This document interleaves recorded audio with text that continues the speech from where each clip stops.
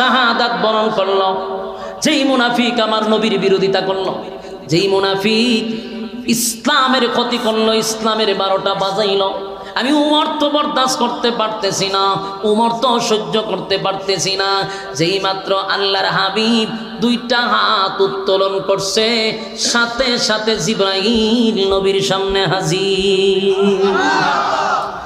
আমার যুবক ভাইয়েরা, জিবরাইল আলাইহিস সালাতু ওয়াস সালাম যখন হাজির হয়ে গেল, জিবরাইল নবীর সামনে হাজির হয়ে কয়, হুজুর হাত নামান, দোয়া করবেন, পড়ে আগে শোনেন আল্লাহ কি বলছে গো, একটু শোনেন।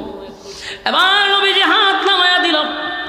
হযরত জিবরাইল বলে, হুজুর আল্লাহ এই মুহূর্তে জানাইছে আপনার ওমরের সিদ্ধান্ত